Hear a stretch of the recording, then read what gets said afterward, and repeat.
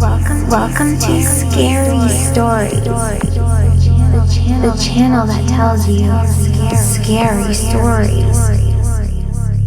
Welcome to the Scary Saturday Night Serials binge watching series on the Scary Stories NYC channel. I'm your old pal Bigfoot. This episode continues from Chapter 3 and contains new chapters never heard before at the end. If you'd like to start the series from the very beginning, go to the Bryan's Lycan Troubles playlist elsewhere on this channel. There should be a link to it in the description. But you should also be able to follow along if you start from right here. Next Saturday night, Madeline Starr is coming in to take over hosting for this series, but I'll still be here to read the stories. Now, without further ado, let's go back in time to when that handsome devil Bigfoot said. When we last left Marcia and our hero, he had just asked her to call the police because he looked out the window and saw one of the most terrifying things in the human imagination staring back at him. A Dogman. Let's continue the story in our protagonist's own words. Life with Dogman continues. I could hear Marcia on the phone speaking to the police dispatcher. She was telling the person on the other end that she was hearing and seeing at least one figure prowling around on her property, and she was getting increasingly concerned. While she spoke, I was literally seeing a prowling figure with my own two eyes. It was not a man. It was a Dogman.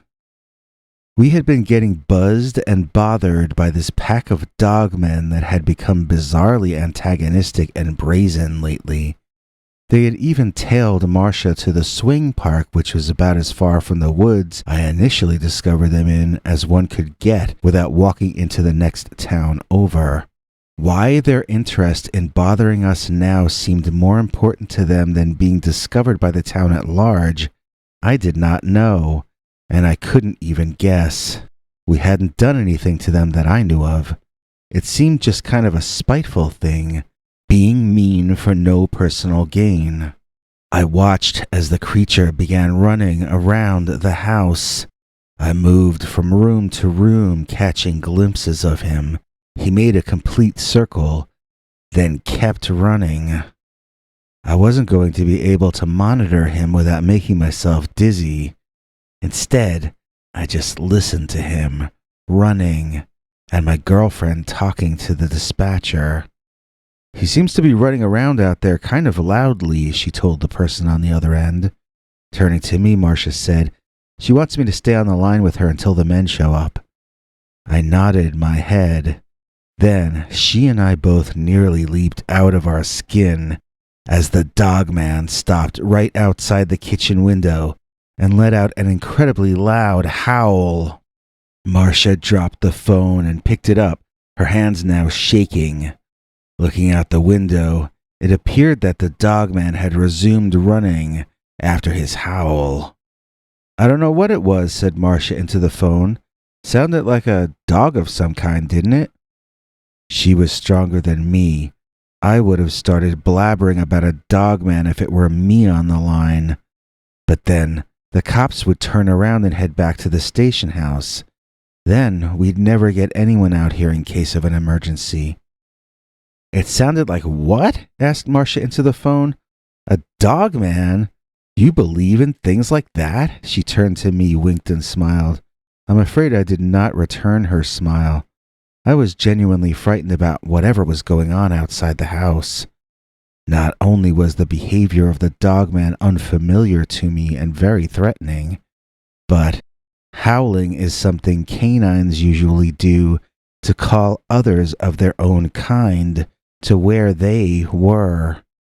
Sure enough, I heard distant howling, in all likelihood a response to the first one from the driveway. There might be more monsters here soon. I hoped the cops would arrive in time to prevent something really bad from happening. There was something about the obnoxious behavior of the monster outside that had served to weaken my confidence. I no longer was so sure that everything was going to turn out all right. Even if they were fended off for tonight, what was to stop them from coming back next month, or next week, or tomorrow, or even later that same night? We had no long-term solution for this problem because we had never heard of anyone having this problem before. Maybe we really were the first people to be going through this bizarre kind of a situation. Marcia seemed to sense my worry.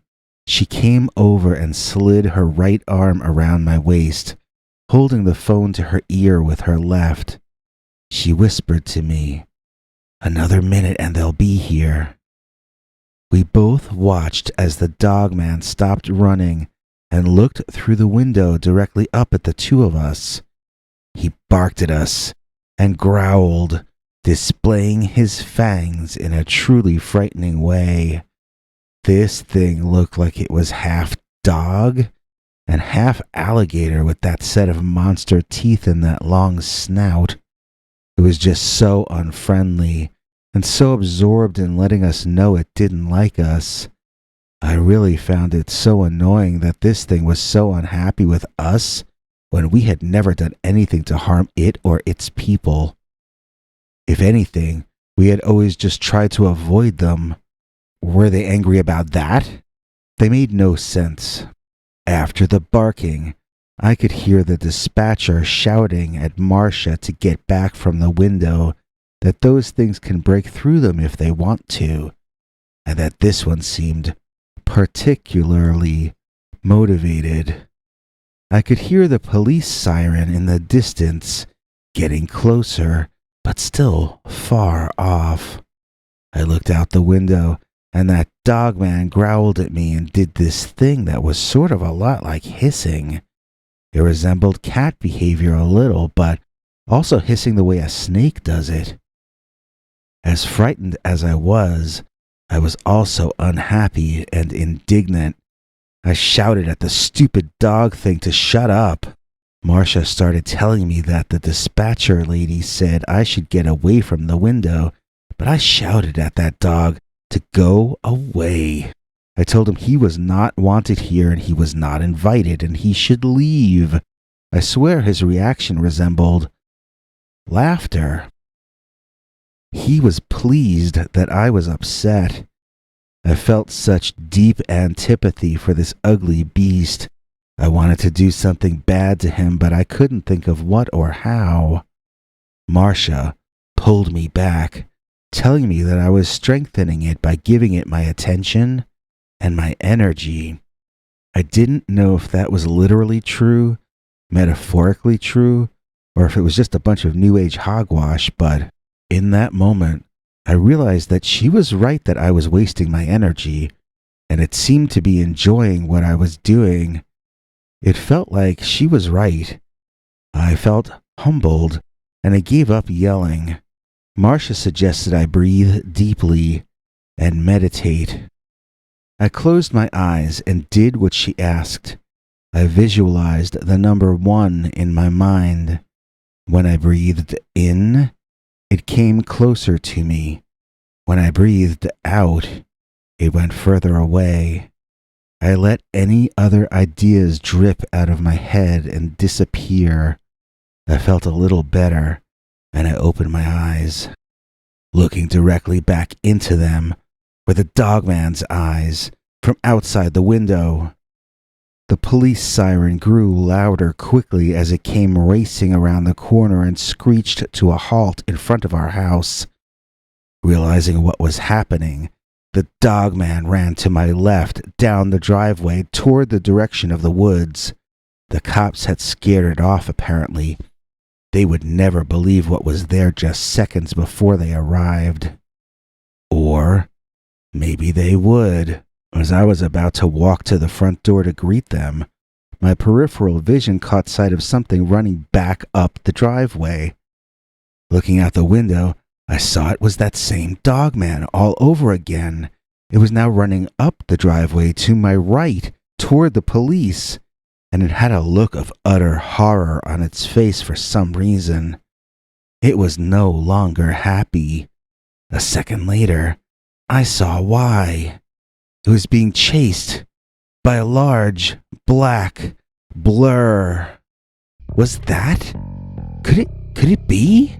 So that great dogman that had been running down the driveway was now running back up the driveway. And that meant only one thing. Something even scarier than the cops must have been chasing him. All I could see was a dark blur. I ran to the front of the house and threw open the door in time to see the two cops who had just gotten out of their patrol car but not yet even closed the doors, duck in unison. The gray dogman ran right up over their patrol car, bounced off the roof, and kept running down the driveway of Marcia's neighbor across the street. The dark, black blur giving chase had to be that much larger black dogman. What else could it be? This dogman leaped completely over the police vehicle, which was probably a good thing. I think that one would have made quite a dent in the car roof. Both creatures ran down that neighbor's driveway and crashed into a patch of woods beyond it. We all stood there, watching, even after they were long gone. The cops slowly raised their heads, clearly as stunned as any of the rest of us. The dispatcher lady was shouting on the phone at Marcia, but she hadn't noticed that yet.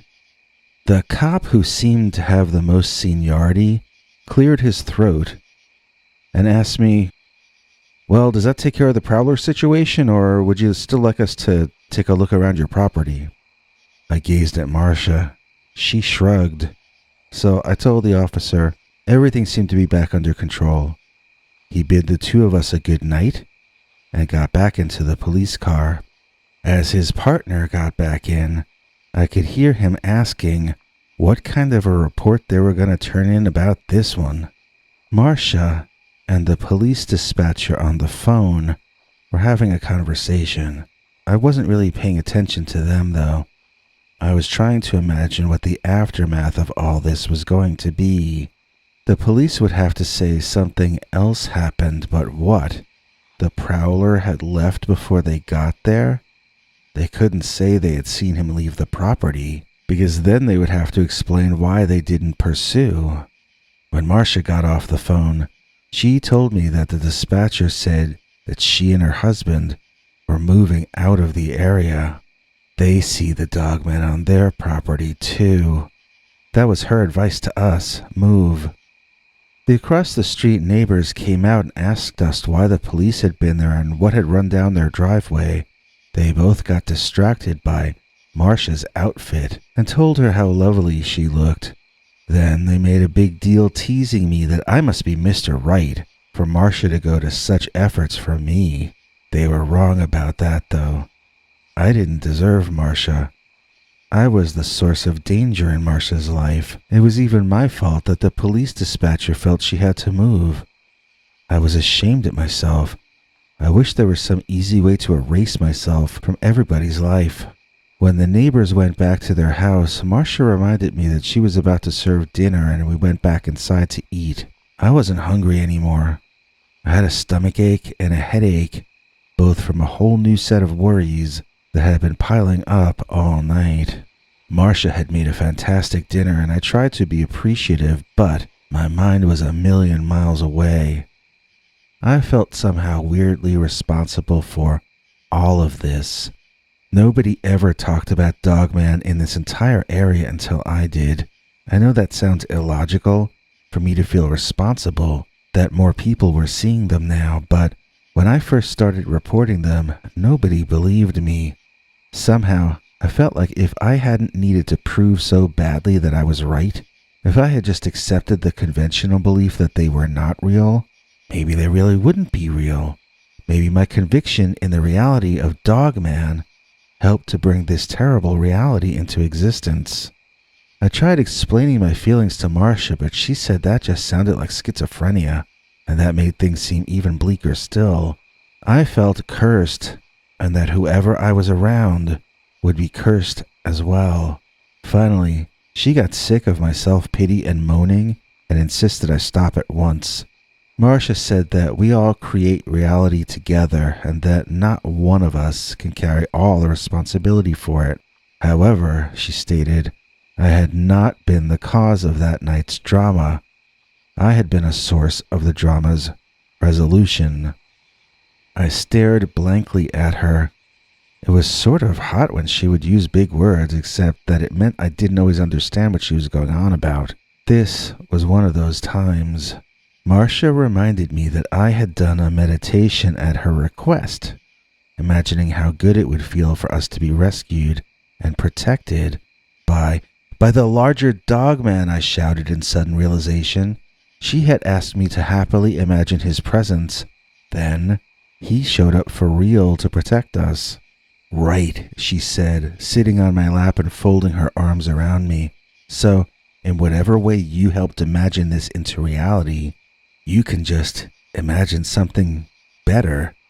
Feeling guilty isn't going to make the situation better. I felt like I sort of understood her point. I told her I wanted to go walk around the night unafraid for once.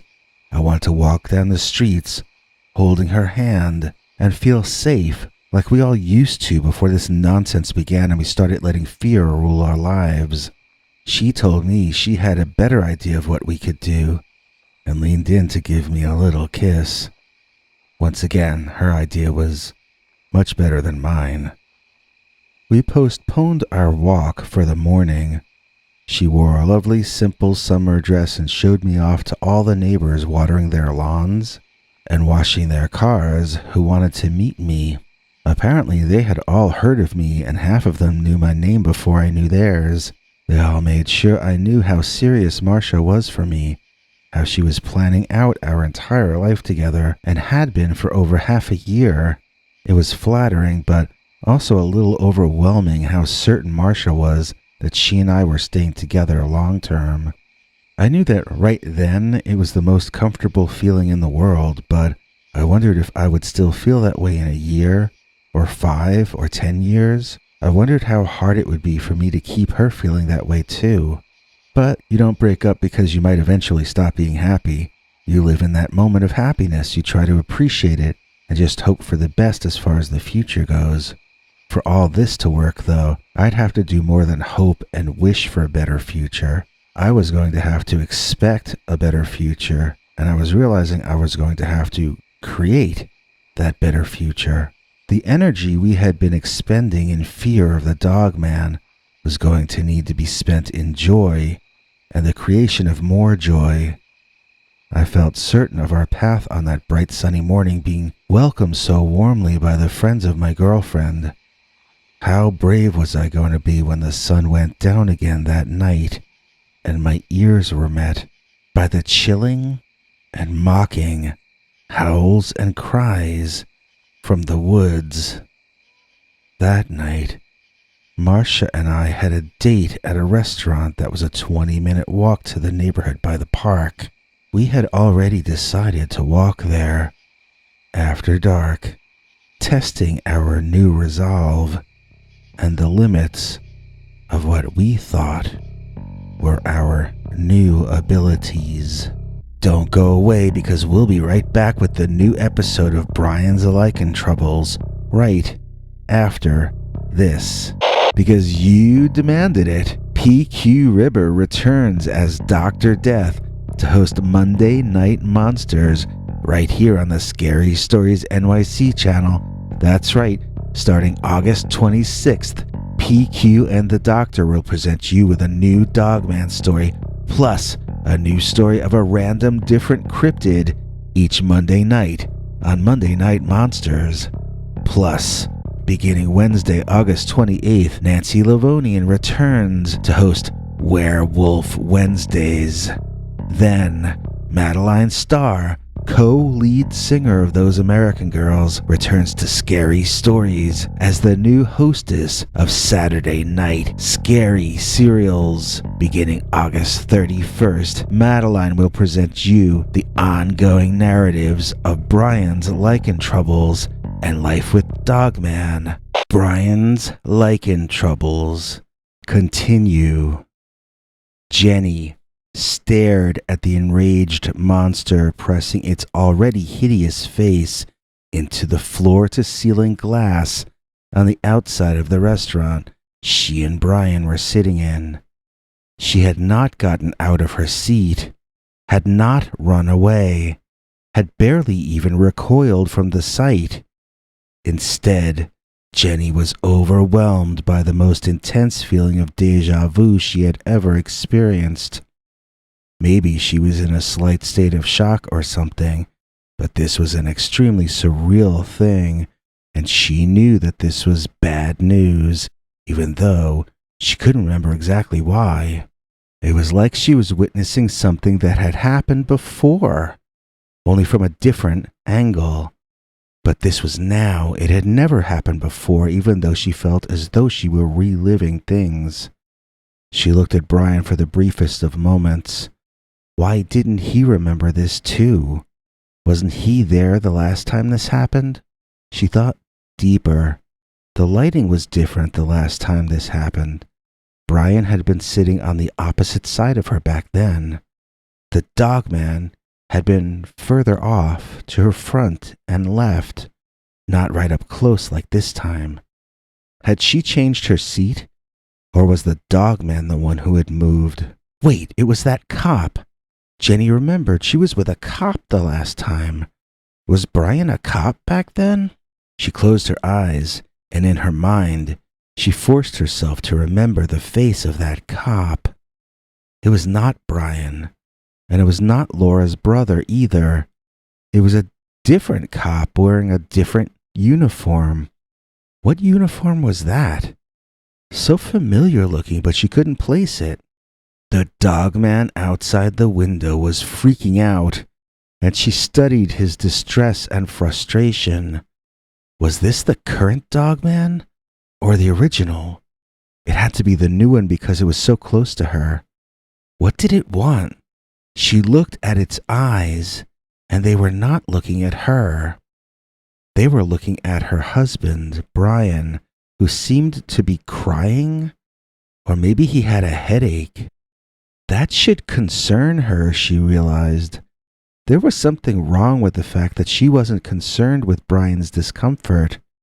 She was his wife after all. She looked back at the Dogman and understood. She had to understand what was happening and why she remembered this happening before. The last time, the Dogman was paying attention to her. It was doing the same manic behavior. It was trying to get through the plexiglass. Its eyes bulged the same way, and its claws tried desperately to scratch through, but it wasn't working any better now than it had back then. She looked at the scene in front of her. The Dogman tried to get in through the glass. Her husband had his head in his hands. The waitress was on the phone, panicked, presumably calling someone for help. Jenny studied the Dogman. It had long fur with mixed black and white hair or fur. The ears were dark, but the face was mainly white. Its eyes were manic and insane looking. Desperate would be the best word, she decided. It had a desperate look in its eyes. Behind the Dogman were palm trees. Were they that far down south? She hadn't thought so. Maybe they were potted trees or trees put there for the decor of the restaurant. Behind those were other kinds of trees, and the vegetation was lush. It was summer, and all the trees were so full of leaves that you couldn't see through them the way you can in the winter. That and the artificially lit walkway behind the monster gave an impression of being inside almost, like you were on a set of a TV show or movie that was being shot inside but was supposed to take place out of doors. Jenny closed her eyes and imagined the original Dogman who leaned on the diner window the time she was with that unnamed cop. She looked at that Dogman and found his fur a different color and shorter. It was not this Dogman. It was an entirely different event that she was conflating in her mind. And behind this first Dogman, there were not trees, not palm trees, not any kind of trees. There were buildings, city buildings, that hadn't taken place here, that had taken place in some city. New York City, she decided. The name just popped into her head. She couldn't remember the name of the diner or the name of the street it was on.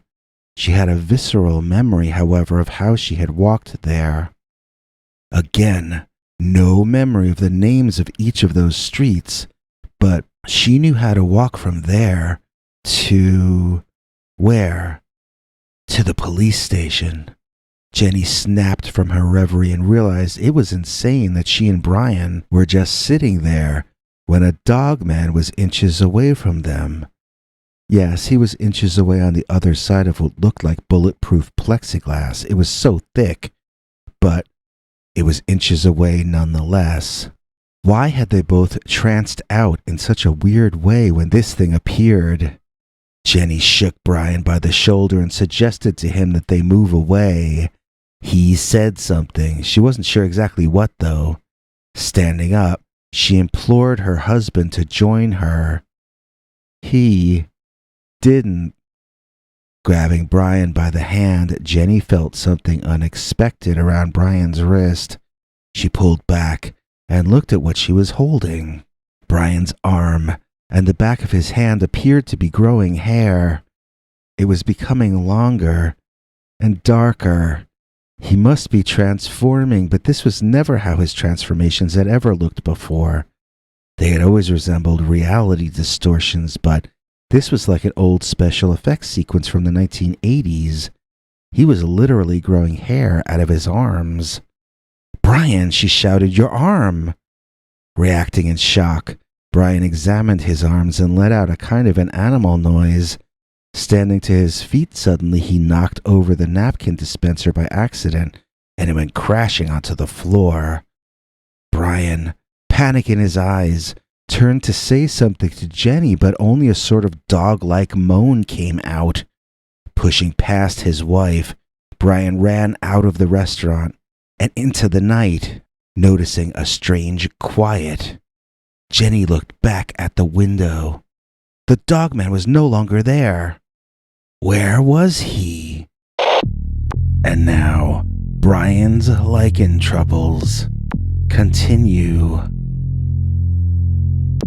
Jenny saw that the Dogman was no longer at the window to her right, and that her husband Bryan was running out of the restaurant entrance to her left. There was going to be a confrontation, that seemed certain, between Bryan and the enraged wolf-like man she had just seen. But in what way was that werewolf responsible for her husband beginning to transform? It had looked different to Jenny than any prior transformation. Always when her husband changed and changed back, it had appeared more as though different interpretations of reality were asserting themselves over each other. It made sense to perceive him as a man, and then, bit by bit, it just seemed more logical to understand him as a Lycan, a werewolf, a Dogman. This last time, though, right in front of her, Jenny saw hairs growing at a fast rate out of the arms of her husband. She saw him physically begin to shift, his eyes begin to literally change and transform in front of her. Was this an instance of her husband transforming again? Or was this an instance of something happening to him for the first time? Was this possibly not a continuation of his old problems, but could it be the introduction of some brand new problem? As Jenny raced outside, she could not see her husband or the other monster in any direction. Adrenaline shot through her like a dart as the fear of being separated from Bryan sent her a bit into panic mode. Jenny trotted around the corner of the restaurant and ducked as a rock whizzed about a foot over her head. She witnessed in front of her a hairy, tall man with dog-like legs and a tail, and it was facing away from her. Was that Bryan? Further off in the distance was the lighter-colored, manic-looking dogman that had slobbered on their window back in the restaurant. It was hurling stones and sticks at Bryan, who was dodging them all easily. Enraged, Bryan dropped to all fours and barked fiercely at the wild one, his hair on his back standing on end, teeth fully bared. The monster, who somehow started all this, showed fear in his eyes. He stopped advancing. Then he took off running, off into the forest behind him. The two monsters raced around the perimeter of the restaurant and the motel's parking lot. Jenny could catch a bit of them, then she would lose them. She felt utterly useless, unsure how to help, and terrified that something bad might happen to Bryan. Her main priority remained keeping Bryan in her line of vision whenever possible, and anticipating where he might be next when that was not possible. She searched out the highest ground, near one corner of the restaurant, near a tree. She was only able to witness the situation for about 120 degrees in front of her from there. If she could climb that tree, she realized, she might be able to see off the roof. There was just one problem with that. Jenny had never climbed a tree in her life. Wait, Jenny thought.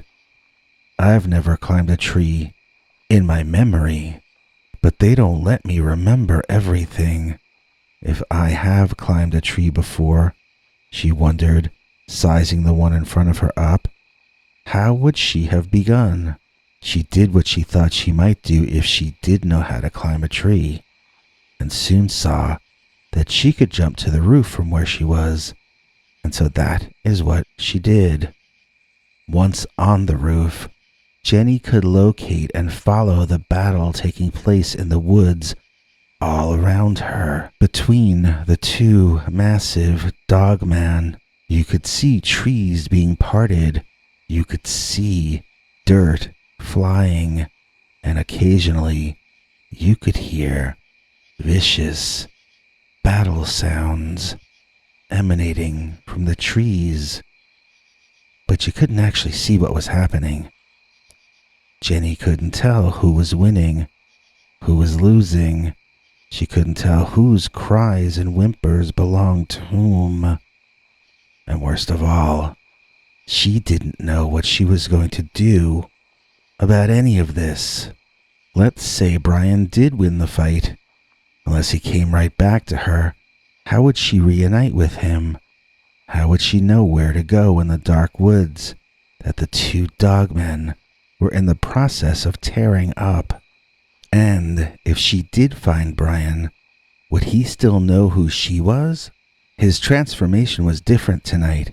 What else was now going to be different? Maybe nothing, but maybe everything. This was just one of those situations where you didn't have all the information you needed to make up your mind what to do, and you weren't going to get any more information until the whole thing was over. So you just sort of had to hang loose and hope that when that split second finally came, that moment in time when you knew you had to act, that you would know the exact thing to do and that you would execute perfectly. It meant not only would your mind have to be clear, but your body would have to respond well too. Additionally, it meant that luck would need to be on your side. You would have to pretty much play it as though you were an expert at this particular thing, even though something like this had never happened to you ever before. It would never happen to you ever again. And you would not be getting to practice before doing it perfectly the first time. Jenny discovered she was hyperventilating and shaking from the stress. Her internal speech to get her nerve up had only succeeded in getting her nervous. There came a rude call from underneath. It was the manager of the restaurant, looking angry. He was shouting something to her, probably something about her getting off his roof.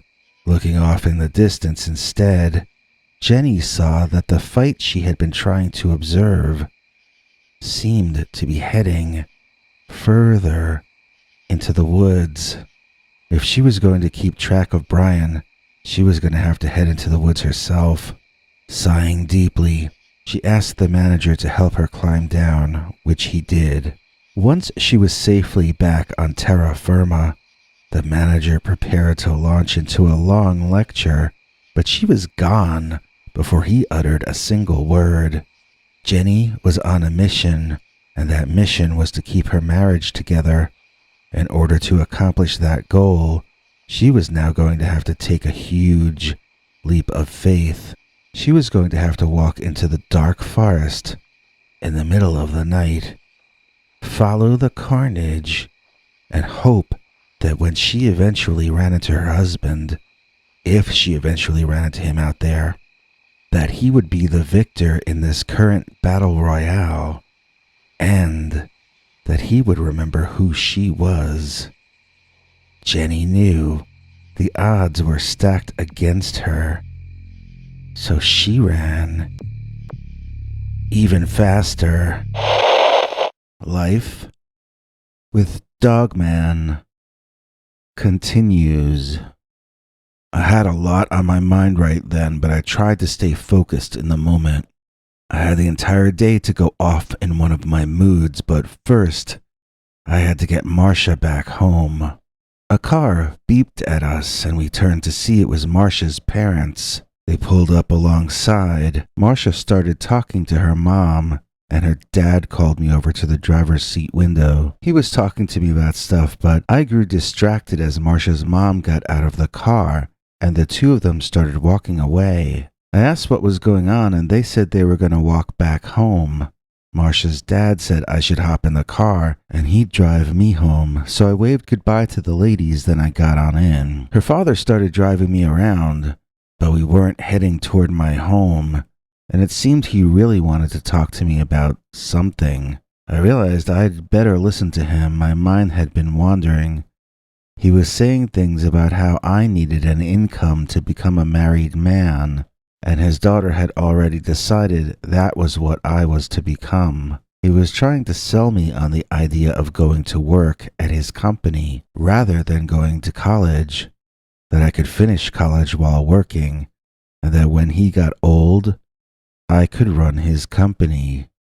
This way, we could be married sooner rather than later. All of this was very new stuff to me. I really wasn't thinking that far ahead.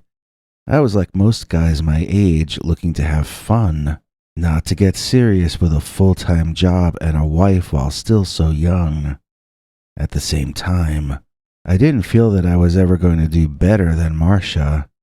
To be honest, I just felt that the dogmen were the main issue in our lives, and that we had to get past that before thinking in the long term. There was no long term with the dogman in the picture. Marcia's father drove me into town, and he had me try on a number of suits. He bought me one off the rack and had a tailor mark up the others for personal tailoring. I told him I hadn't decided about the job yet, and he told me the clothes weren't for the job. These were clothes for dating his daughter. This entire family was very controlling. There was just one problem, though. Nobody could control the dogman. That was what was on my mind as I walked to Marcia's place that night to pick her up for our date. All the best laid plans, even of rich company owners like Marcia's dad, meant nothing if a force of nature like the Dogman stood in the way. Any kind of life that Marcia and I might plan was going to end in disaster if we couldn't rid ourselves of the menace of those creatures. And no, the large one protecting us all the time was not the solution either. That was not an environment to raise kids in, for one thing. To get away from the Dogmen, we would have to move. If we moved, I couldn't accept her father's job offer. If I couldn't accept that job offer, I couldn't afford to get married. No matter how I thought it through, it always came back to that one same thing. The Dogman. So what were we going to do? I had no idea. I showed up at Marcia's that night lost in thought and feeling a bit glum since I had been unable to come up with any genius ideas to salvage our future. Marcia was radiant. She didn't seem to have a problem in the world. She looked like someone from an old Hollywood movie, but she looked like she had already reached Act 3. Her problems were resolved, and now she was wearing a lovely designer original by Edith Head to celebrate. As we walked to the restaurant in the dark, Marcia asked me about my sullenness. She already could guess the source. How can we have a life together until we get Dogman out of our lives? I asked openly and bluntly. I remember she countered by saying that everyone has bad things going on in their lives. Some people married during wartime. Others married in areas with organized criminal activity that they had to deal with. People enduring all kinds of hardships far worse than we faced had succeeded in raising families. So we really had nothing to complain about. This girl could see the bright side of any situation. I told her that the idea of raising children in an environment populated by Dogman seemed very stressful to me. Neither of us could ever be sure 24/7 that our kid or kids were okay. She pointed out that even if we did somehow remove the Dogman from our lives, we still would have no idea if our kids were safe 24/7. We could rid ourselves of every foreseeable misfortune, and then some new unforeseen issues would raise their heads. That's what life is like, she informed me. She always spoke to me as though she were an ancient sage who understood everything, and that I was her student just learning about the world. In fact, I was almost 3 months older than she was, so it kind of annoyed me sometimes. I figured I knew a few things about life too. I was wrong. As we walked along, my mood grew darker, but I tried to keep it to myself. Then I started hearing sounds as though there were people walking around us. When I looked around, though, I could only see the two of us anywhere. I didn't need to take 2 guesses to figure out what was going on. They're gathering around us, Marcia told me. She could hear them too. You got to call the big black one, she informed me. I agreed with her. I was getting scared, and we needed to call for help. With my growing sense of panic, however, I couldn't remember how to call the huge monster. Marcia started reminding me, but it was hard to focus on her words. Each sentence would get interrupted by an echoing sound. Was one of those dogmen across the street? Was one of them in that tree we were standing near? Did I hear one behind us?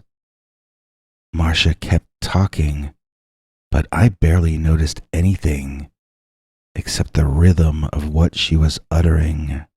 I guess she must have noticed this, because the next thing I knew, she was holding my face and kissing me.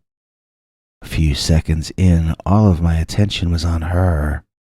Now, She was holding me tightly and saying something softly. What was she saying? Remember the feeling, she said. Remember the good feeling. That was right. I had to remember the feeling of being rescued by the big dog man. I had to rejoice in that awesome feeling that would happen in my belly when I realized I was out of danger. When I realized that I was protected, that I was safe against insurmountable odds. That sense of security, that idea, no, that feeling, that sense of being certain deep down inside that everything was really actually okay. That was the way to attract our protector, larger than a bear, and larger than any of the other dogmen. He was above us. I looked up in the trees and I saw 2 red eyes shining back at me. I couldn't see any of the rest of him, but it was him, and we were safe. I looked at Marcia, and she was smiling at me. You remember how to protect me, she said. Don't ever forget that. I gazed around at the darkened block. In my head, I counted. We had 10 more blocks to go before reaching the relative safety of the restaurant. I had better remember, I thought. I had better not forget. Life with Dogman continues. Marcia seemed so calm, yet she hardly spoke at all. I had never felt so tense before, or so unsure of myself. Why were we out gallivanting around in the night so soon after having won a battle against those dogmen? We were acting as though we were safe, but I, for one, was not feeling it. Every atom of me wanted to run home screaming like a kid. I was being stupid. Letting myself get afraid was only going to feed the energies I wanted to weaken. Plus, it was going to make Marcia think I was a chicken.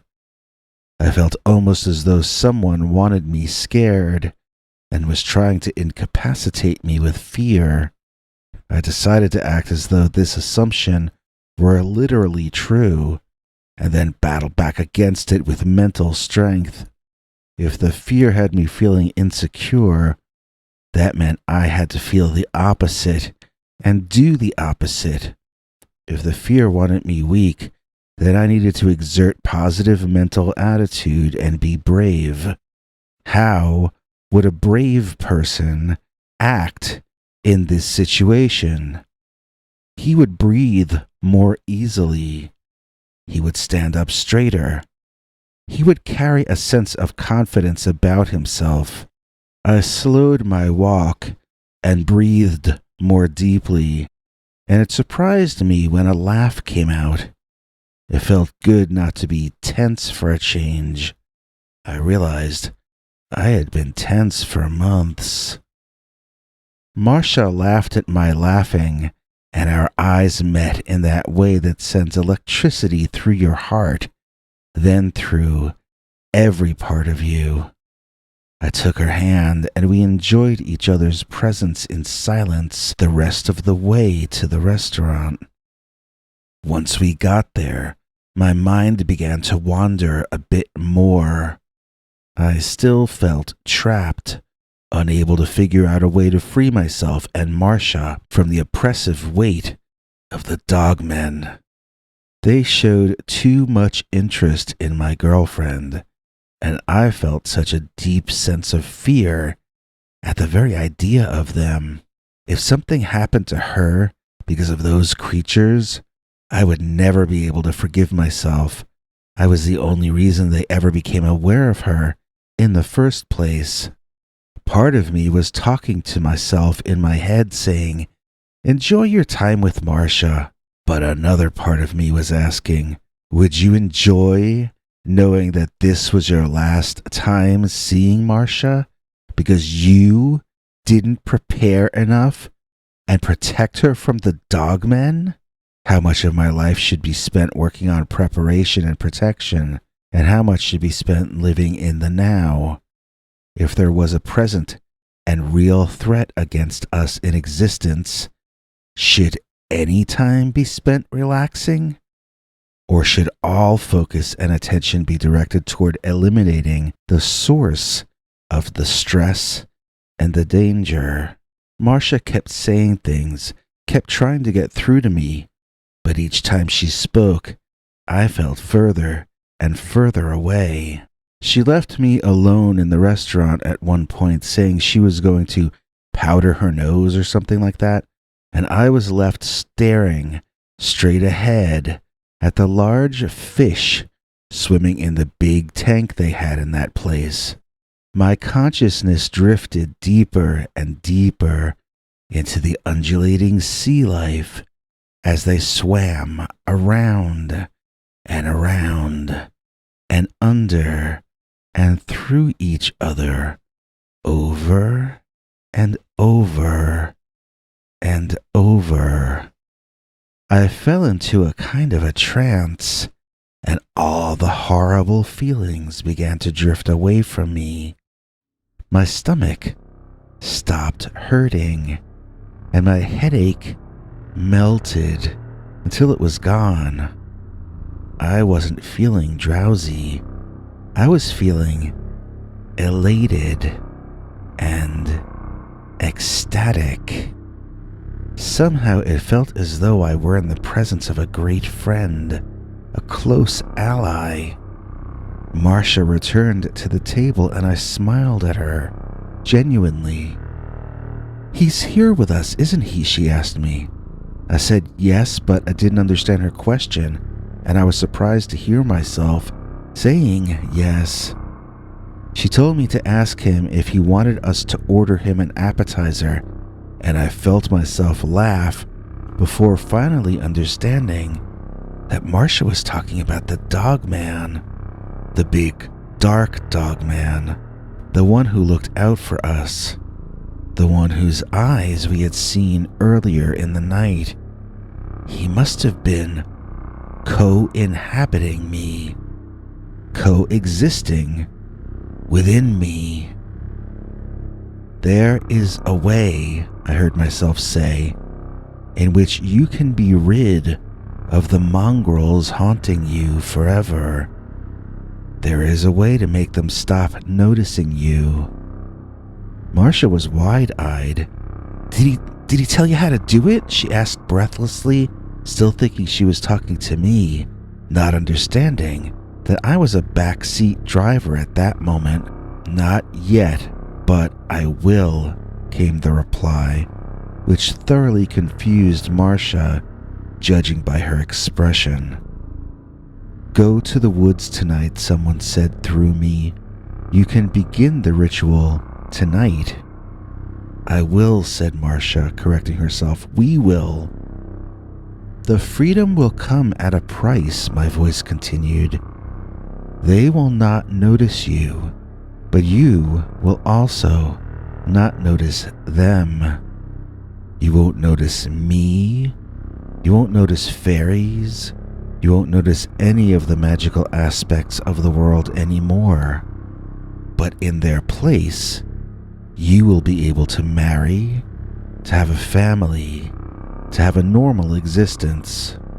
Marcia had an expression on her face too complicated to read.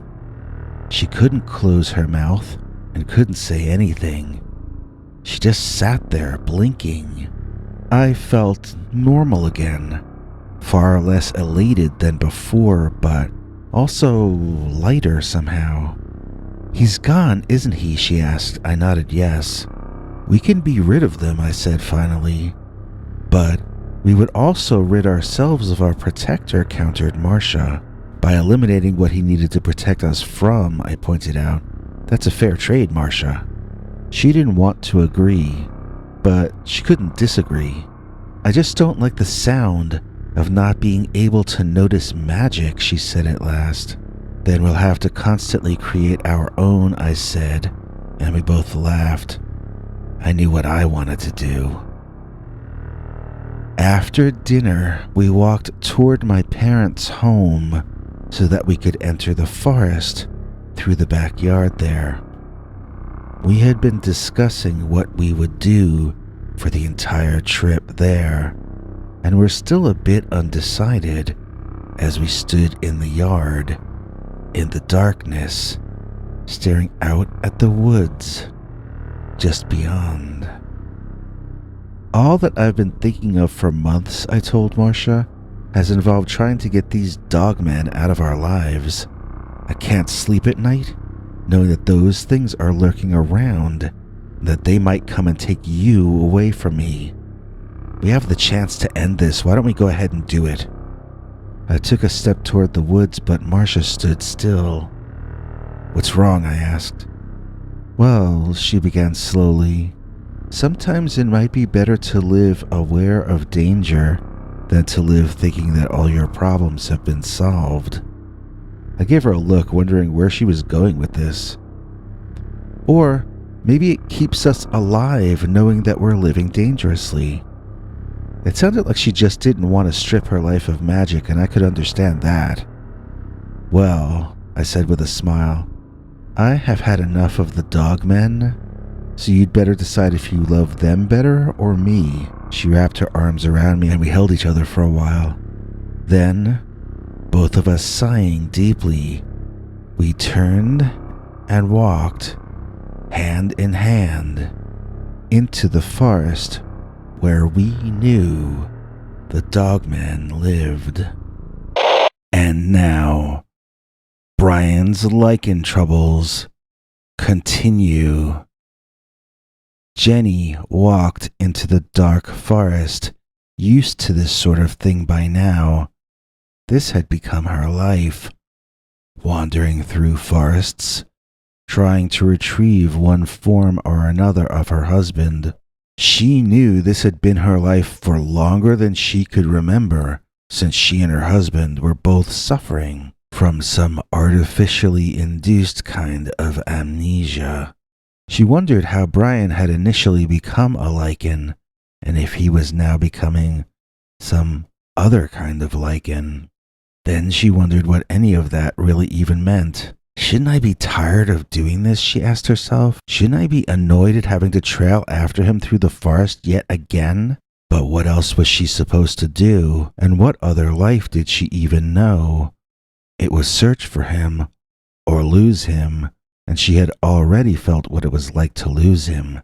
He was afflicted, he was cursed, and it fell upon her to rescue him so that he could be redeemed. At least Jenny hoped that Bryan could be redeemed.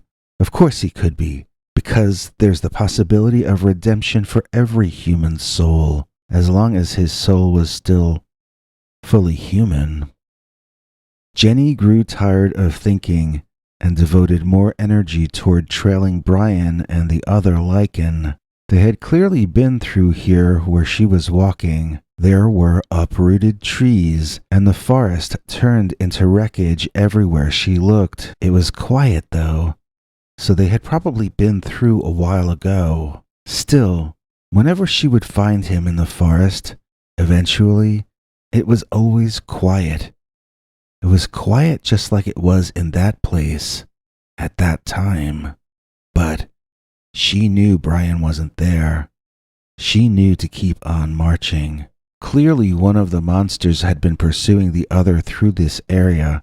The trail was still easy to follow. Hopefully, at one point or another, they would veer off from each other. Then it would become harder to discern which trail belonged to her husband and which trail belonged to a creature that would more than likely bring her a quick but painful end. Better to start paying attention now while the trails were combined. Which part of it was generated by Bryan? Which part generated by their enemy? Figure it out now. Save yourself a lot of trouble later. Carnage is carnage, though. It all just looked like a mess to Jenny in the darkness. The forest grew quieter and quieter. Soon, Jenny was unable to even hear crickets. She must be near one of the monsters for the woods to have grown so silent, and whichever one it is must be at rest, or she would be hearing him making plenty of noise. Jenny proceeded more quietly, not wanting to draw attention to herself until she was certain she was in the presence of her husband. Jenny needed to watch where she was going, step over uprooted roots and overturned trees, then stop and look around to see if she could spot either of the Lycan adversaries. She had just finished stepping over a large, smashed up branch, thicker around than her entire body, when something large clamped down around her midsection. She screamed a little, but she was winded, so it wasn't the longest or loudest scream.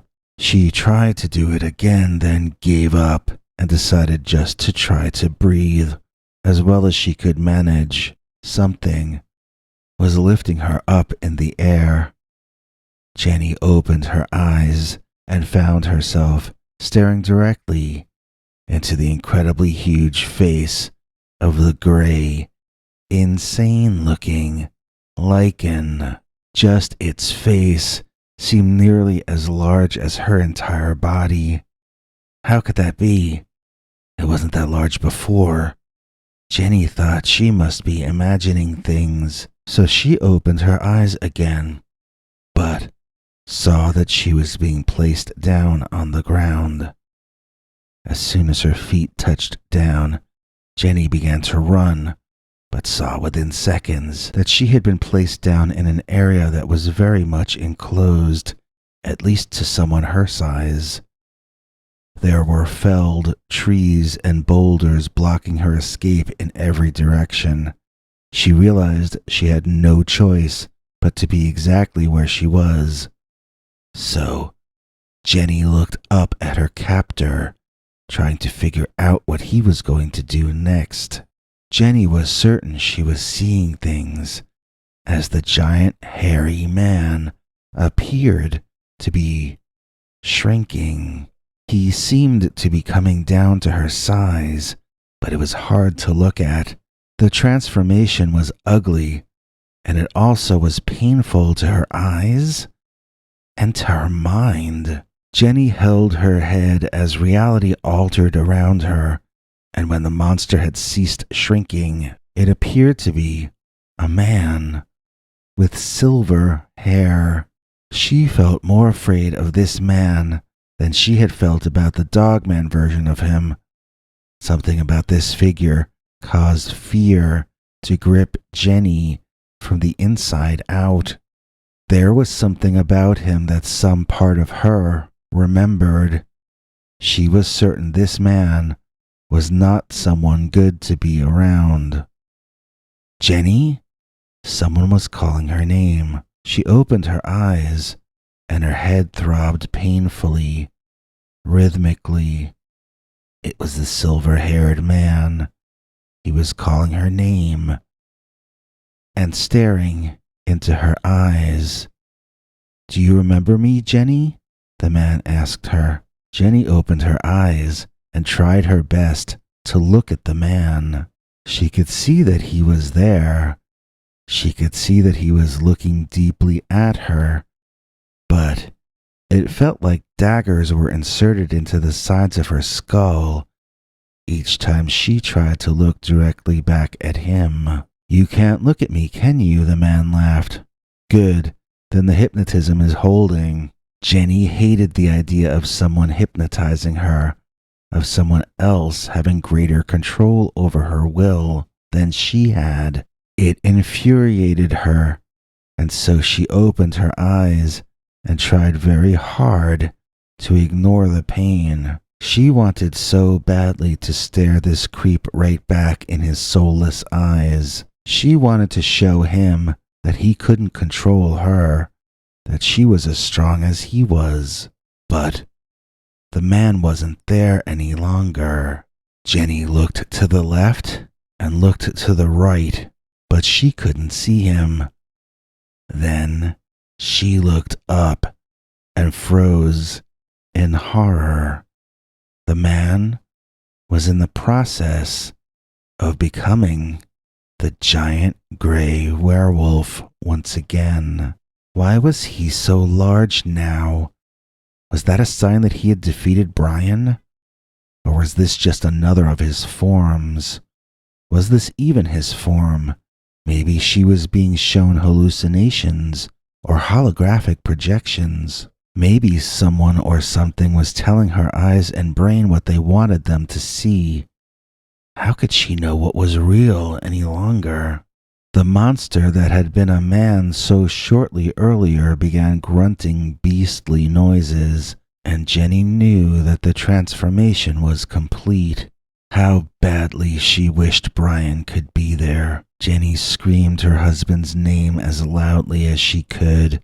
She hid in a corner and tried to avoid the gray dogman as it grabbed at her with its now giant hand. Jenny called for Bryan 2 more times before she saw the gray dogman stop grabbing for her and look off into the forest. Jenny listened, and she could feel the approach of another large beast. The ground shook as it stepped, and she could feel from her toes to her head that whatever it was coming closer. Crashing through some trees manically and staring around came a giant form, even larger than the gray dogman in front of her. Bryan? How could that be Bryan? He had never become so large before when transforming. He looked crazed and furious. She was terrified of him noticing her. She didn't know if he would recognize her in his current state. Hiding behind some detritus, Jenny peeked out to see that the 2 dogmen were sizing each other up. They were staying equidistant to each other, but shifting positions left and right, each looking for a weakness in the other one's defenses, each of them looking for an opportunity to strike out at the other.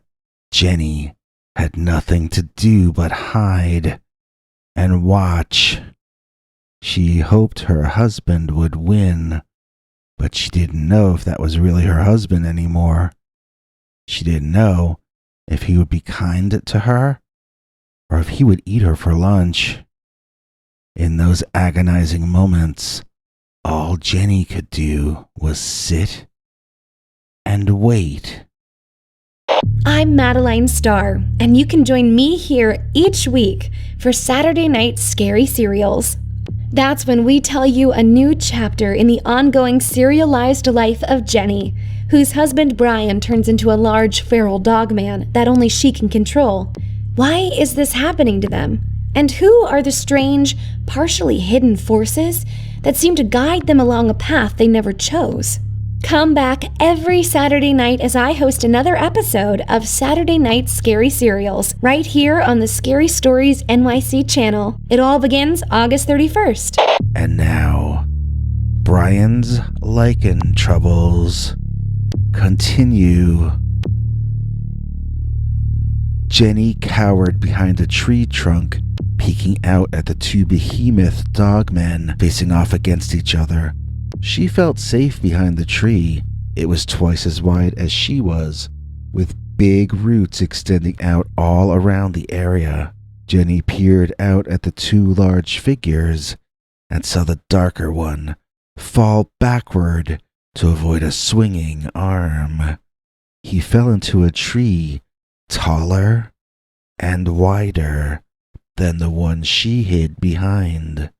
The force of his weight falling on that tree tore its front roots up and cracked the back of its trunk near the bottom on the far side of it. Jenny suddenly didn't feel safe behind her tree any longer. She pulled back another row deeper into the forest, further from the fray. At first, Jenny was thinking about climbing a tall tree a bit away from the clearing and sitting up near the top to watch the proceedings. Then her mind flashed on some old movie, a black and white movie. There was a girl in a tree as two monsters fought, and it was King Kong, she was pretty sure. How did it turn out for that girl? Probably not very well. It might make more sense to stay on the ground, so she could run instantly in whatever direction seemed wisest to run in. Realizing that no place could really be considered safe to stay in, Jenny just picked a wide tree to peek out from behind, ready to run at a moment's notice. The gray-looking dogman was down on all fours, keeping low and snapping at the darker one ferociously with its prehistoric-looking feral snout. His opponent was standing more upright and fighting more like a man would. Neither had actually landed a blow on the other as far as Jenny could see, yet there was a lot of posturing and snarling and growling going on. Jenny was pretty certain the darker one was her husband Bryan, and that was the reason she was in this situation. But she really wasn't sure if that was what was going on. She felt kind of like a person watching a 3-card Monte game. How much of this was real, and how much was some sort of illusion? Jenny felt lightheaded. When she realized how confusing things had gotten, it would cause her to breathe more shallowly, and that in turn would cause her to feel like she was fainting. The darker, larger dogman had pulled a large branch off the fallen tree and was swinging it around, narrowly missing the gray wolf time and again. The gray one was still down on all fours, still looking for weaknesses in the defenses of the taller one that she hoped was Bryan, that Jenny hoped was Bryan. Jenny thought of all the different possible outcomes of this event playing out in front of her, and she found she didn't like how a number of the scenarios played out. Was there anything she could do to help Bryan? And was that what she really wanted to do? Maybe she just wanted to sit back and watch and wait and see.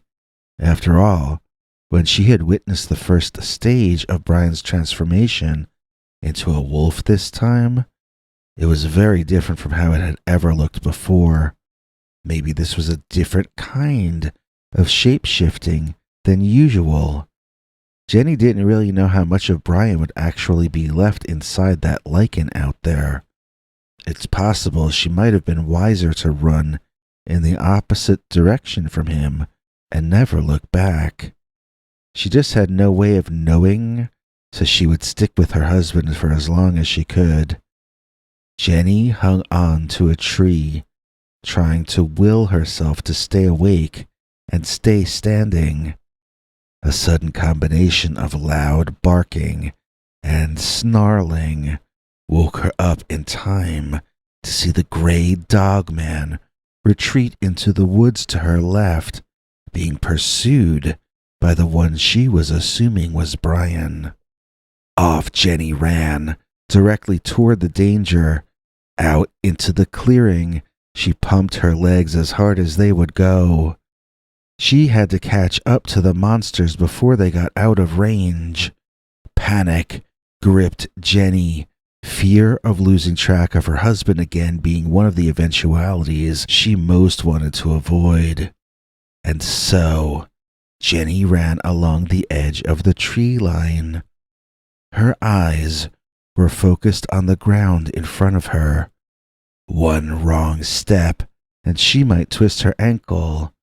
She leaped deftly over small holes and rocks, looking out not to get tangled in bushes and vines. She chose the most level of ground, then traversed it using every ounce of strength she possessed, discovering in the process that she had deeper reserves than she could have really known. As Jenny finished her 100-yard dash and turned left, panting wildly, she could see a wide swath of the forest area cleared away by the two racing beasts, and she could see something else too. Down at the end of the path, directly in front of her, there was a sudden drop-off.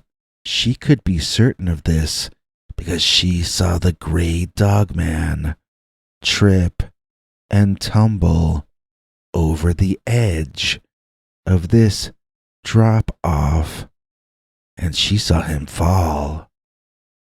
She saw him fall, and she did not hear him land. How deep could that drop-off possibly be? Jenny looked around for Bryan. He should have been there, but she couldn't see him. Had he also gone off the cliff? That shouldn't have been possible. He should have been behind the gray wolf. Speaking of that gray wolf, Jenny still hadn't heard him land. Maybe he was still holding on. Or maybe the fall wasn't so... There was a thud. Jenny didn't hear it, but she felt it in her feet, and she felt it in her chest. The gray wolf creature had landed, but it had sure taken him a long, long time. Jenny stopped and stood perfectly still.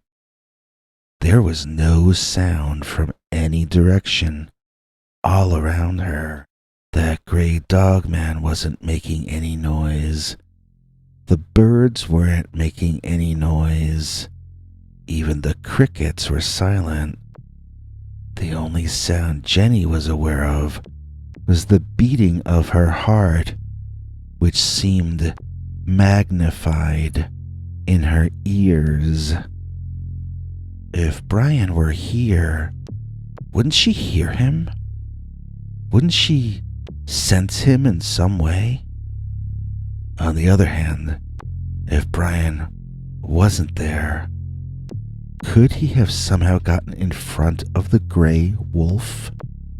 Could he somehow have also ended up at the bottom of whatever lay past the ledge up ahead of her? The idea of it all ending that way made Jenny feel very bad. Not just bad emotionally, but it made the world feel sick and wrong. It made the world sway in a manner which it was supposed to hold still. Jenny looked around for a tree to lean on because she was seeing spots in front of her eyes again. She knew she was about to faint and she couldn't find anything to hold on to. Jenny fell forward and to her right, expecting to land hard, but unable to do anything about it. The exhaustion and shock and stress had finally overwhelmed her. Jenny fell directly into the very large palm of the very large hand, or maybe I should say claw, of a certain very large Lycan dogman. As she faded into unconsciousness, she could feel the wind blowing her hair back away from her face, and she could sense that she was traveling at great speeds through the air. Jenny wondered where she would wake up as she fell into a deep and dreamless kind of a sleep. Life with Dogman continues. Marcia and I held hands as we walked into the forest.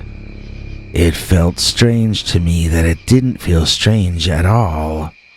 Here we were, walking into the area we knew the dogmen all lived, yet it just felt the same as walking anywhere else. We humans have these concepts in our minds of the differences between places, but I don't think those differences or borderlines truly exist. One place is the same as any other place, even a place that's the turf of the Dogman. Besides, these things have been violating our tribal boundaries which is what led to all this in the first place. They had been venturing too far into the human world, and that was what had led us to taking this drastic step. It feels so different now than it used to when we did our homework here, Marcia said quietly. I noticed she was shivering and put my arm around her. Now that she said that, it did seem different there. I had just been thinking the exact opposite thing, but the power of suggestion is very strong. It causes us to notice stuff we had been ignoring before, and vice versa. For instance, I now noticed the fog lurking all around at about ankle level. I wondered why I hadn't made note of that before. It was thick enough that mice could have been running around at our feet, and we wouldn't have been able to see them. I had only ever noticed fog in the mornings there in those woods. I guess that was more of a mist than a fog, actually. Marcia held me tighter, and everything looked more and more different than before. It was like looking back on a place that you had never seen through adult eyes before. Even though you know exactly where everything is, it still looks and feels strange to you. We came upon the rock outcropping that we used to do our homework on top of, and Marcia let out a gasp. There, on the top of the stone, was a pyramid-shaped piling of smaller stones. On top was a flat surface, and there was something on that surface. We walked closer, and I explained to Marcia that these were 2 seeds. We were to each take 1 seed and keep it with us at all times, even when we slept. Then, on the night of the new year, we should each swallow the seed. Then, we would not ever see the dogmen again. Then, and only then, could we have normal lives. Marcia asked me how I knew all that, and I didn't know how to answer. I wasn't sure I actually had been the one saying all that stuff. I put one of the seeds in my pocket, and Marcia took the other one. I don't know if I want to go through with it, she said, and I told her she should keep the seed with her anyway. Then she could decide later what she wanted to do with it. I can't hold on to it till January, she insisted. I didn't know what that meant. We only had to hold it for a month or so. Now we were both confusing each other. Marcia asked me if I hadn't said the ritual of eating the seeds should be done on the New Year's.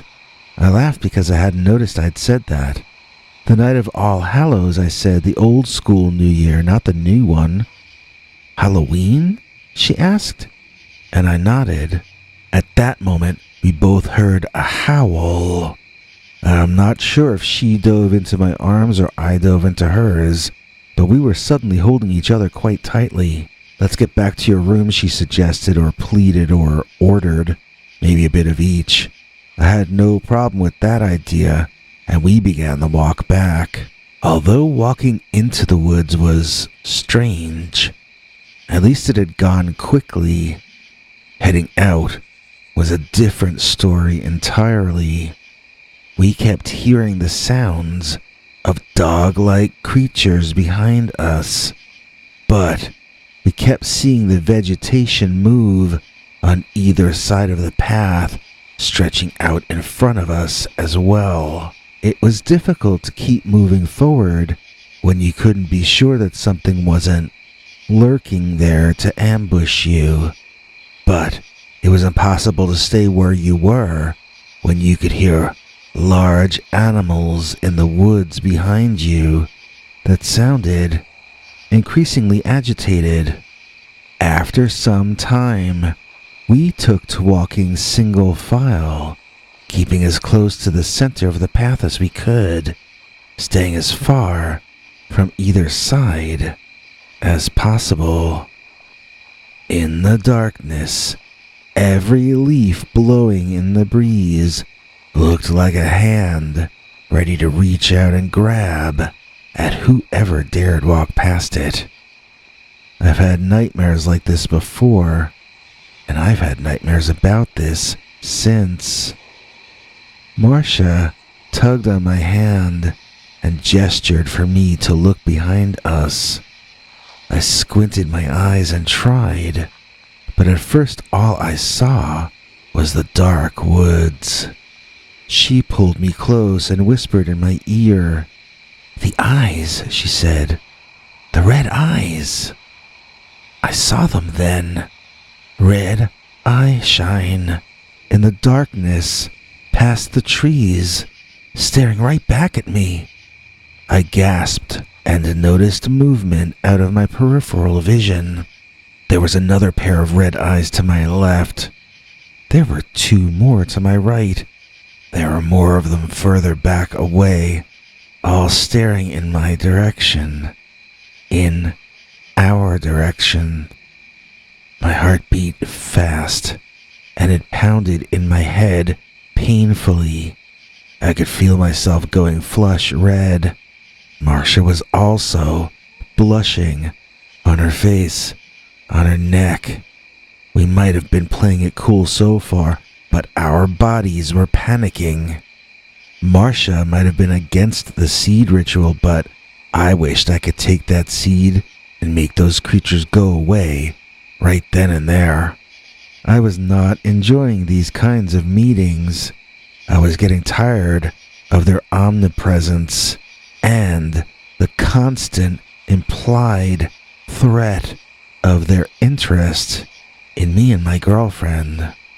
As I watched, I saw one of them walk forward, moving just in front of a tree he had been standing behind.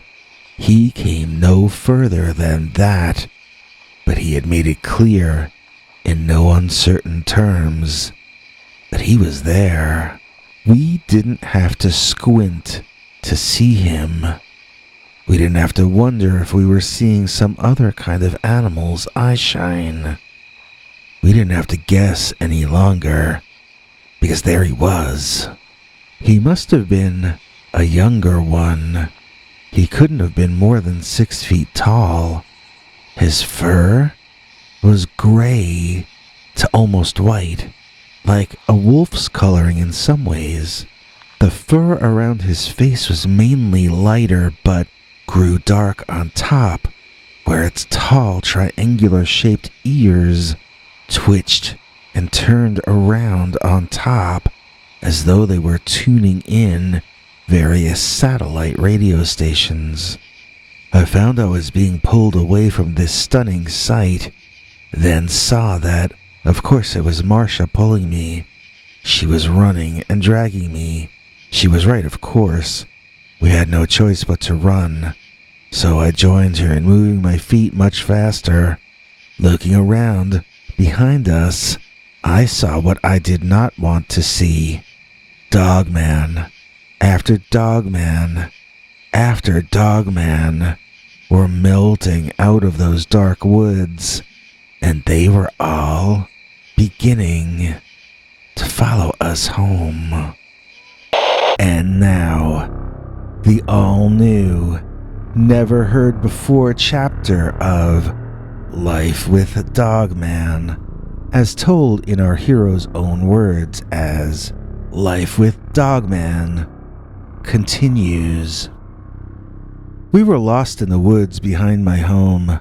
Marcia pulled me this way, and I pulled her that. Everywhere we looked, there were red eyes in the darkness. The red eyes of the feral dogmen. We were so close to my family's backyard, but there were too many of them between us and there. I was at a loss when Marcia pulled me in a strange direction. I resisted at first until I saw what she saw, a path back to the sidewalk that had no red eyes between us and the destination. Soon, we were back on the street, which unfortunately was empty. I would have been so relieved to have seen some people out, but no such luck. We weren't on my block, and in my disoriented state, I didn't at first realize that we were on a street that intersects my block just to our left. I turned and looked in that direction, and I saw 3 or 4 figures in the darkness swarming out of the backyard of a home onto the street, climbing up trees and instantly forming a blockade between us and the street I lived on. "Away," Marcia said out loud as she ran across the street. "We've got to get away from them before we can get around them." That was a better plan than mine, since I didn't have a plan. I ran after her. We crossed the street, went to the right, made a left, and kept on running. I wondered why there was nobody out, but I hadn't realized how late it had gotten. I saw the clock on the church, and it looked as though it said it was after midnight. We reached the corner and had to stop to breathe. Marcia complained that her feet ached. "These shoes were not designed to be run in," she joked. I'm sure I would have said something clever back, but I was focusing all my energy, trying to get oxygen into my lungs. When we looked away from my home, we saw the night streets as they have always looked. When we turned and gazed back in the direction we had come from, however, we saw the streets as though little red fireflies were dancing everywhere. The red eyes of the dogmen would blink on, move, blink off. When they blinked back on, they might be in the same location, or they may have moved, but they were still following us, still glaring at us. I was afraid. I wanted to keep running away. Marcia shook her head no and pointed to the old church in the middle of the block. She led me there and opened the door. I was stunned to see it unlocked, especially at that hour. We walked inside to find the church dimly lit and entirely empty. "They won't see us if we're in here," Marcia said. "We're invisible to them in here." We went to the front of the place, and Marcia kneeled down to pray. I kneeled down too, just to be polite. My family wasn't religious, and I didn't understand what any of this stuff was. I looked around at everything that could be vandalized or stolen in there, and I was stunned it would be left unlocked at night. But then again, my neighborhood by the forest is pretty hidden away, and there's no crime or drama there, other than that created by the dogman. After Marcia was finished, we sat back in one of the pews. Marcia took her shoes off to rub her feet, and I asked her how she knew about this church in my neighborhood that I haven't ever gone into. She said she'd been walking there to pray for years, that she had first seen me on one of her walks, in fact. I was embarrassed that she noticed me before I knew her, but I had no memory of the event. Marcia looked like she belonged in that place as she took out her mirror and fixed her hair and makeup. I felt like I was lucky to know a person that was good from the inside out. She laughed at whatever expression I had on my face and said we should go. I told her she was crazy. The dogmen were out there. She insisted they would have moved past us by then, and it was time to make a run for my home before they realized they'd been tricked. She seemed to have spent more time than I had thinking about the dogmen and devising strategies to cope with them. As transparent as she seemed, I still found Marcia confusing and mysterious. As usual, since I had no plan, I gave hers a try. We walked home and never saw any eye shine, red or otherwise, peering out at us from the darkness. I let her into our front door and immediately heard sounds of someone watching television. I braced myself for a lecture from my parents for coming home after midnight and bringing a girl with me. Instead, to my surprise, we were met by my mother and her sister, who both gushed over Marcia and how lovely she was. I forgot my dad was out of town and my aunt was in town. They invited us to join them watching their movie, even offering to rewind it to the beginning. Marcia asked what the film was, and they said, Wolfen. We decided to take a rain check and head upstairs to my room. It struck me then that the Halloween season was just in its first stages of beginning. That would make the next couple of months even more surreal. We had a chance to become permanently invisible to the Dogman on Halloween, but we had to last until Halloween in order to perform the ritual.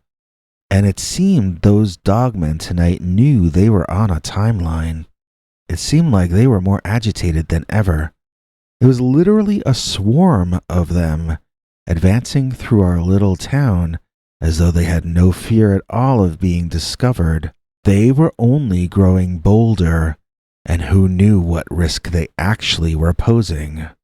We got to my room and I flicked the light on. Marcia immediately flicked it off. Look out the window first, she suggested, then took her own advice. See? She asked. There. I looked. There were reflections of red eyeshine from nearly every direction.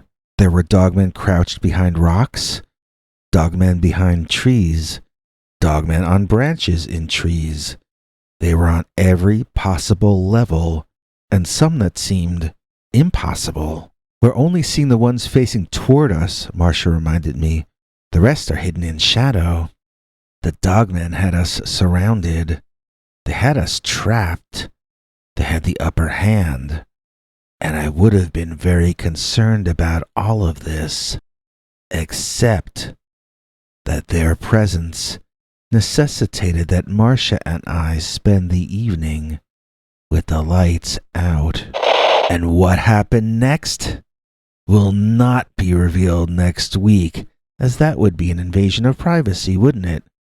Come back next Saturday as the Halloween season starts sneaking into view, and Madeline Starr guides us through the rest of this ongoing narrative as Life with Dogman continues.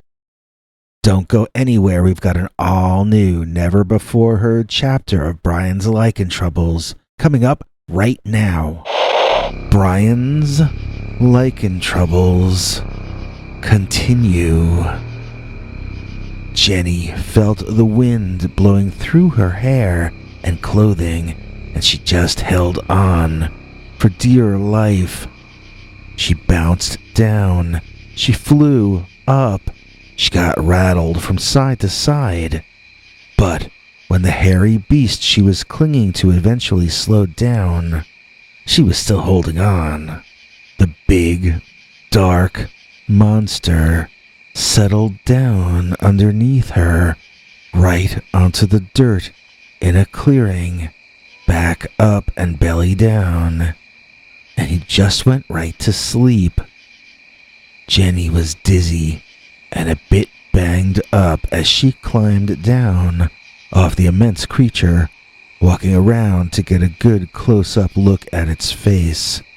It was a dog face, or a wolf face. It was canine.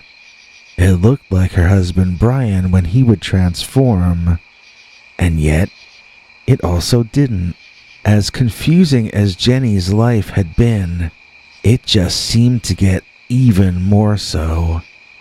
She had been burdened trying to understand how and why her husband transformed monthly into a wolf-like creature known as a Lycan. But now, his changes had seemingly grown random, and he transformed in 2 different ways. What was the difference between these 2 kinds of shape-shifting? Was the mentality of her husband also different after these new kinds of changes? She couldn't tell by looking at him while he slept. It was a good sign that he had taken her with him. He hadn't eaten her for dinner, so hopefully he still recognized her. The sight of him had always been mind-bending to Jenny. He hadn't at first become so much larger when he transformed, but it seemed he became larger each time now.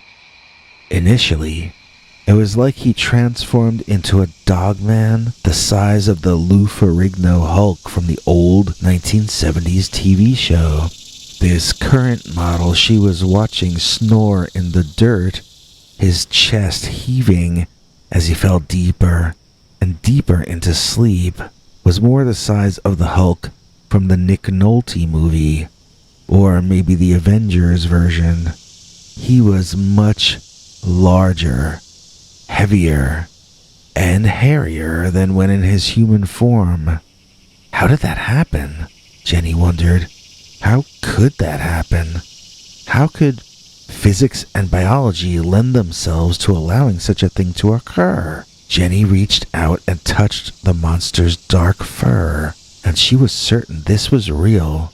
It was both impossible and real at the same time.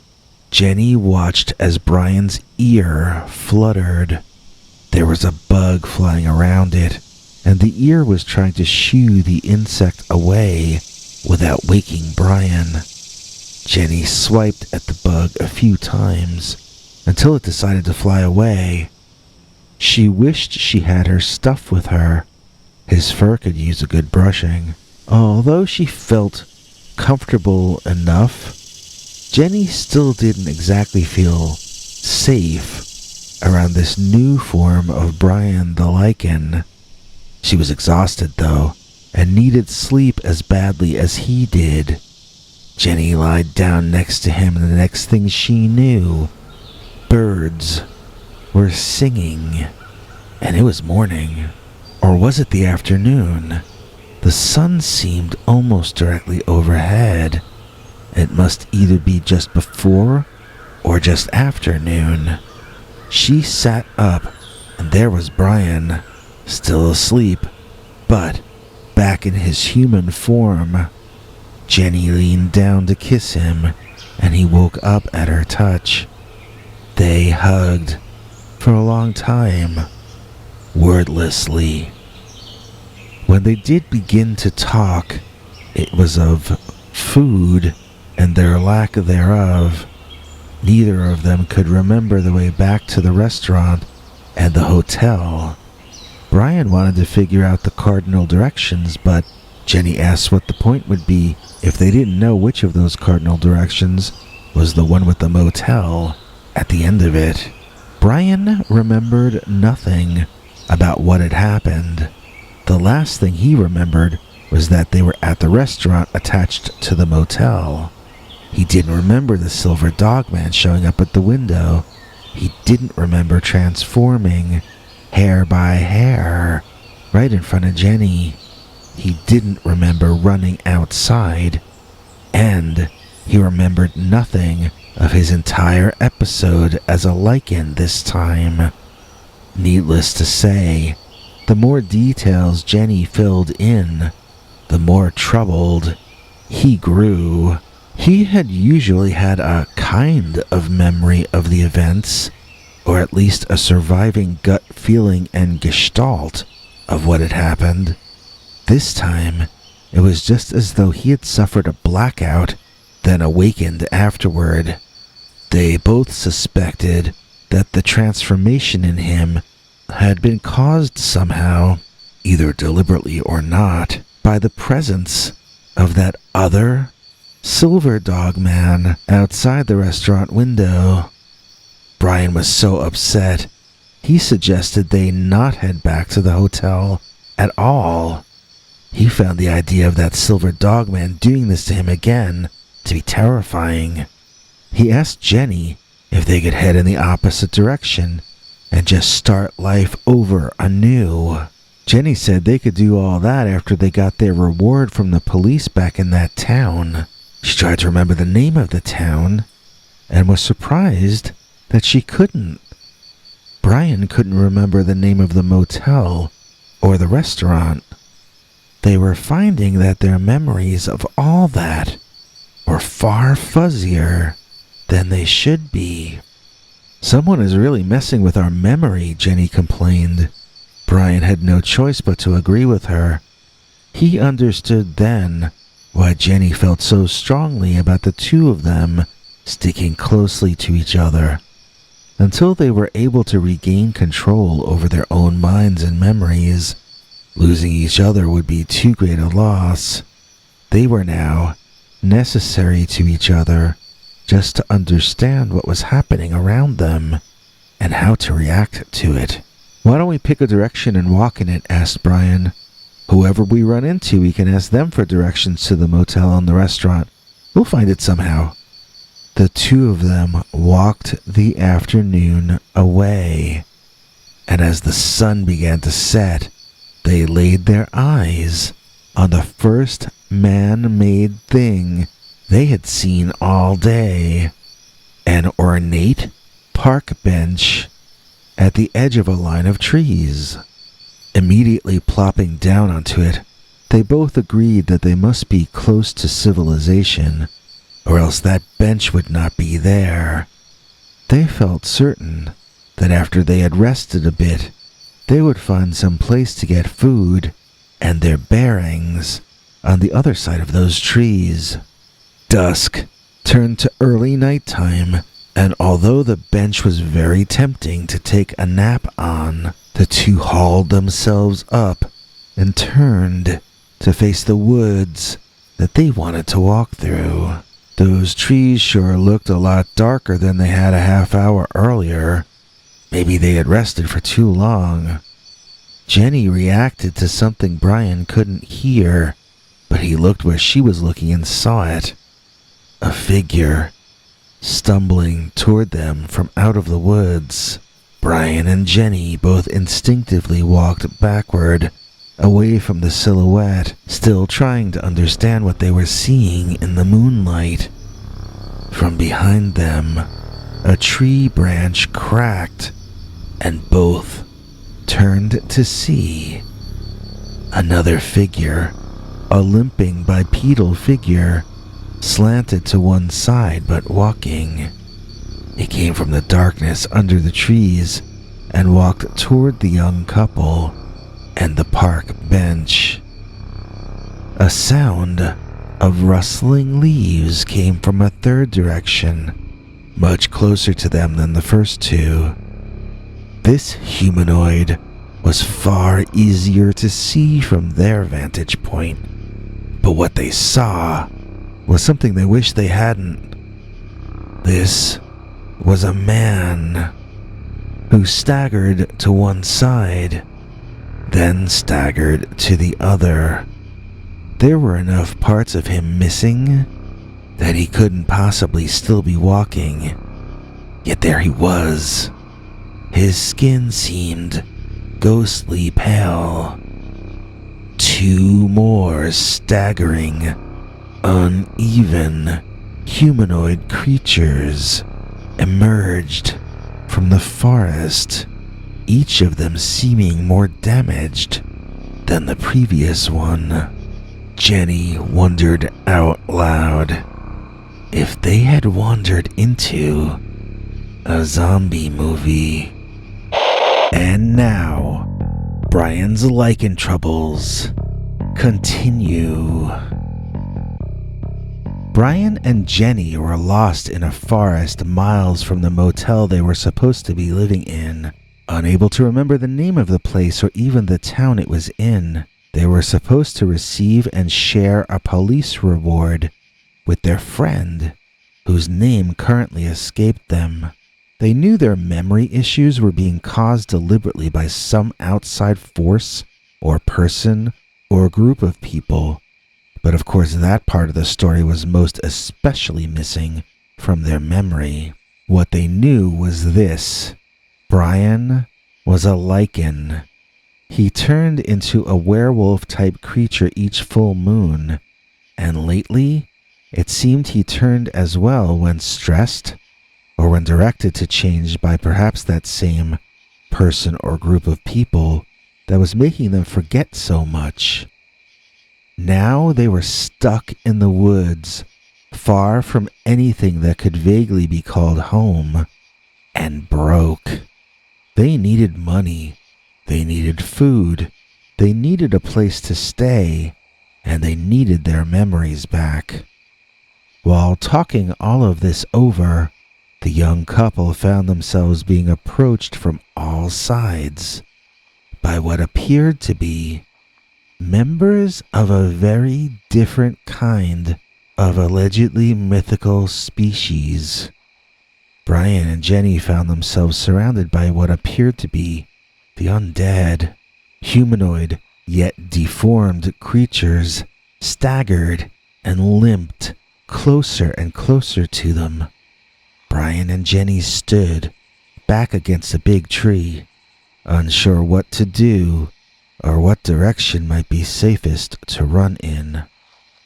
A remarkably tall figure who appeared to have only one eye in his skull, which tilted sideways off his neck in a painful-looking fashion, stood watching from the distance. Then, to the couple's horror, he began running at them full speed, whereas the rest of the creatures had been hobbling around slowly. This one suddenly ran toward them. It had to be 7 feet tall. This apparently unliving, yet very animated, monster zombie. Jenny screamed in horror, and Bryan grabbed a big stick off the ground to defend himself. He got into a defensive position, then was confused when he heard what he took to be laughter. Then he heard it from a different direction, and another. Soon, the zombies were removing parts of their masks and makeup, just enough to show that they were people in costumes. The 7-foot-tall zombie was actually a man with his head in the chest of an elaborate costume that had a fake skull dangling from the top of it. Jenny started laughing in relief, but Bryan was more than a little annoyed. He laid into them, asking the people what right they had to go around scaring people like that. The surprise answer was that it was their job to go around scaring people like that. Soon, our heroes were filled in with all the details about the Halloween haunted house that these people were putting on. It seemed that Bryan and Jenny were accidentally trespassing on the haunted house property, so the staff decided to pull a little prank on them. One of the guys asked if they wanted to play zombies, saying that they had the wardrobe for it. Bryan and Jenny felt ashamed. Their clothes were torn from their adventures, particularly Bryan, whose shirt was torn to ribbons. Bryan grew annoyed again that he was being mocked, but Jenny said they'd accept the gig if it came with pay and a place to stay. Soon, a deal was worked out, and they all walked back to the old mansion, which had been refitted for the event. It was filled with unused bedrooms, and several of the other fake zombies had already picked out their own rooms to stay in. There were communal meals 3 times a day, and Bryan and Jenny were shown the secret passageways they would be using to frighten the customers once the house was opened the following week. After a good meal, Jenny and Bryan went for a walk outside to talk privately and get things back in perspective. "I say we stay here and lay low for a while," said Bryan. "Then, after we get paid, we head back to that motel and contact that cop about getting our money." "What motel? What cop? We've forgotten both of their names," Jenny reminded him. "Well, we'll ask around or we'll search the phone book," answered Bryan. "By the time we get paid, we'll already have figured it out, I'm sure." "And what about your lycanthropy, Bryan?" asked Jenny. "What if you turn into a full-on giant werewolf right in the middle of a Halloween attraction full of families?" Bryan could hear everything Jenny was saying. He couldn't really comprehend any of it, though, because he was being beset by strange, yet familiar, and somewhat painful feelings. Bryan felt dizzy and nauseous, but he also felt as though he were getting larger, and hairier. Come back next Saturday, same dog time, same dog channel, as Madeline Starr will guide us through the next phase of the storyline of Bryan's Lycan troubles. I'll be there. Hope you will be too. And now, get ready for an all-new, completely uncensored, slightly bloody, and absolutely terrifying new Dogman story. Oh wait, YouTube won't allow me to tell you stories like that on this channel. If you want to hear that, you're going to have to go to peterbernard.com and sign up for our paid subscribers club. You can choose any price you can afford for a 1-month subscription, and then every weekend we tell you a story YouTube would never allow us to tell you on this channel. See you this Sunday for an all-new, very scary, completely uncensored Dogman story. If you enjoyed this, please click like or consider subscribing. Remember to click the bell icon or you won't get notifications. If you want to listen to Bigfoot's secret uncensored story each Sunday, just go to peterbernard.com and become a paid subscriber. See you tomorrow. Same dog time, same dog channel.